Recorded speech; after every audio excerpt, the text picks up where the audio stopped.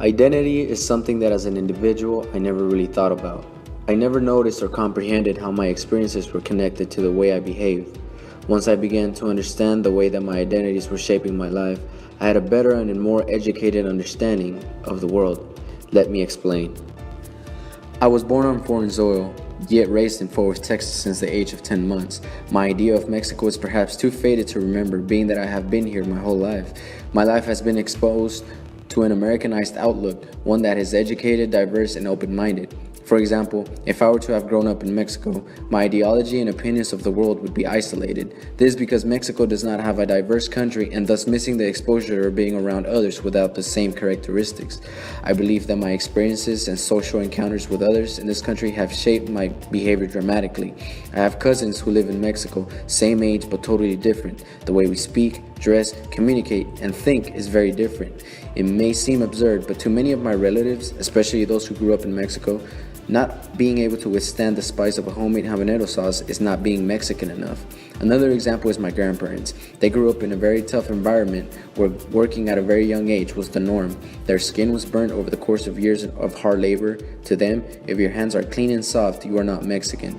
This is because they believe that education has no use. All they knew is that at a certain age, they had to let go of the books and pick up an axe. Growing up, I subconsciously began creating my own in-groups and out-groups, from the beginning of elementary all the way into high school. In high school, I was around people from different economic and educational backgrounds. Freshman year started with a class of 600, and by the time I graduated, only 167 of us walked the stage, while 30 of us actually pursued higher education. Being that I was one of the few to continue into college, I faced many situations where I was referred to as a sellout. They would say things such as, "You're going to turn white at TCU, Raul." This struck me because how can somebody create this false identity of a community that says that being a minority means that you cannot educate yourself, and if you do, you are automatically forgetting your roots. It is as if there is a specified status quo that people have subconsciously created that decides what a Latino is.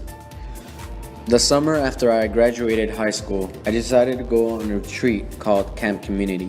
This retreat let us interact and learn from people with different cultures, religions, and ideologies. This was perhaps one of those aha moments in my life where I realized how judgmental we could be at first of those who are different.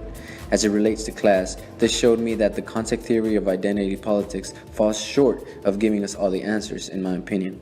One cannot simply assume that because I've had a series of encounters with people outside of my group that I will be more understanding and open to them. Camp Community taught me that in order for there to be less prejudice, there must be a willingness to listen and awareness of others. My freshman year at TCU was a culture shock. Being that I came from a high school of 90% Latinos, it completely switched. I hardly knew anybody, and naturally my first reaction was to look for those who were similar to me. It's as if my Latino minority identity became salient, one that was nearly irrelevant in high school. I joined a Latino fraternity by the name of Lambda Theta Phi. I began to de-individuate in order to become part of the organization. At the same time, I was going through a phase of optimal distinctiveness. In my view, it is fascinating to see how even though Greek organizations were started by a white American culture, minority students wanted to be part of this as well, so they started their own. However, minorities who created their own organizations, they kept certain traditions, cultures, and values in order to maintain this optimal distinctiveness. In reality, identities and how we relate to them has helped oppressed groups by creating coalitions of trust and comfort. On the other hand, identity can also be a tool for the worst. Politicians who run campaigns with a strategy of separating people can create barriers of misinterpretation and miscommunication. This does away with any possibilities of cooperation between groups, and ideas are lost. It's human nature to be uncomfortable, but at the same time, we isolate ourselves and we only hear things that we already have been hearing all of our lives. What's the point if we can't learn from each other? Selective perception is a dangerous tool.